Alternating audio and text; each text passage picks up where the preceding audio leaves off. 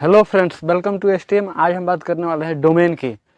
Sir, domain by कैसे करते हैं, how two by a domain. Sir, domain खरीदने से पहले आपको सबसे ज़रूरी बात डोमेन क्या चीज़ है ये जानना ज़रूरी है। सर, डोमेन सबसे बढ़िया अगर आपको लेना है तो इससे पहले आपको जानना पड़ेगा टॉप लेवल डोमेन TLD क्या होता है। सर, टॉप लेवल डोमेन उस डोमेन को बोलते हैं जो सबसे ज़्यादा पॉपुलर और सबसे ज़्यादा चलने वाला होता है। मतलब हम कहें तो .org.com या .in sir national wide top level है। हमारे इंडिया में .in टॉप लेवल पे आता है और .com भी टॉप लेवल पे है, लेकिन नेशनल वाइज अगर बात करें तो .in टॉप लेवल पे आता है इंडिया में। ठीक उसी तरह अगर यूएस की बात करें तो टॉप लेवल डोमेन US है .us। Sir, top level domain आपने जान लिया। अब जानते हैं सर सब डोमेन क्या होता है। सर, सब डोमेन जब आप खरीदेंगे वो डोमेन को तो उसी में आपको सब डोमेन का भी ऑप्शन आता है कि अगर ये प्रोवाइडर आपको सब डोमेन देता है, अगर आपको भविष्य में सब डोमेन का यूज आता है तो आप ले सकते हैं। सपोज अगर हम अपने कंपनी के नाम से एक वेबसाइट लेते हैं sarmaji-technology-media.com।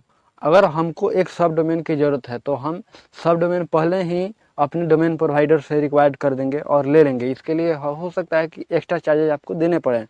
अगर हम सब डोमेन खरीदते हैं तो सब डोमेन खरीदने का ये मतलब नहीं हुआ कि अगर हम sarmaji-technology-media.com खरीदते हैं तो इसका एक सब डोमेन होगा सब डोमेन .sarmaji-technology-media.com।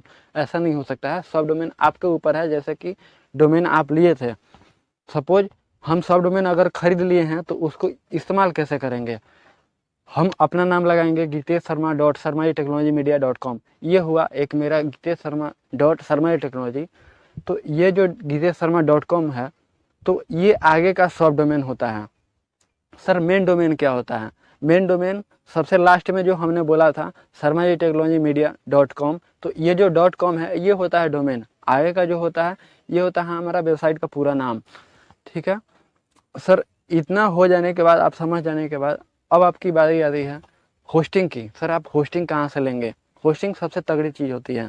अगर होस्टिंग आपको लेनी है तो ये भी डोमेन खरीदते वक्त ही रिक्वायर्ड करना पड़ेगा, या अगर आप चाहें तो सपोज हमने GoDaddy से डोमेन लिया और आके नेमचीफ से होस्टिंग ले ली या फिर ब्लू होस्ट से होस्टिंग ले ली तो ये भी कर सकते हैं। अगर आपको कुछ सुविधाएं मिल रही है, फॉर एग्जांपल अगर हमको GoDaddy बोलता है कि आप डोमेन ले लीजिए 100 रुपये में और होस्टिंग आपको फ्री में देते हैं, या फिर ब्लू होस्ट हमको आके बोलेगा कि होस्टिंग का चार्ज आप हमको दे दीजिए, मतलब 100 रुपये का होस्टिंग दे दीजिए और डोमेन ले लीजिए हमसे फ्री में, तो हम ये कर लेंगे।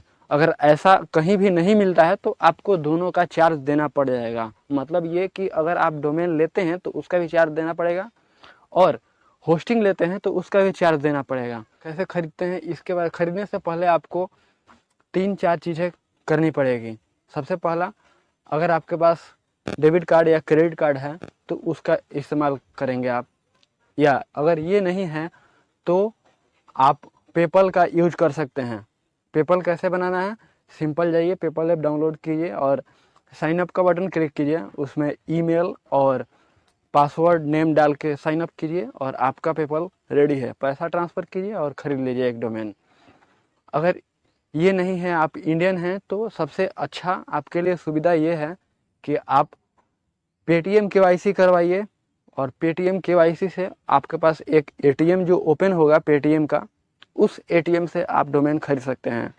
सर, हो सकता है पेटीएम का ATM टॉप लेवल मतलब इंटरनेशनल वाइज नहीं आता हो, तो अगर आप इंडियन बायर से खरीदते हैं तो पेटीएम का ATM काम कर सकता है। हो सकता है GoDaddy और इंटरनेशनल वाइज खरीदते हो तो काम ना करें। ये रही पूरी जानकारी एक पूरे वेबसाइट खरीदने की प्रोसेस के बारे में। हम अगले दूसरे पार्ट में बात करेंगे डोमेन कैसे खरीदें, कहाँ से खरीदें और फ्री में मिल सकती है क्या, तो इसके बारे में। अगर आपको हमारी वीडियो अच्छी लगी हो तो वीडियो को लाइक कर दीजिए और चैनल पर नए हैं तो चैनल को सब्सक्राइब करके ही जाइएगा। Thank you.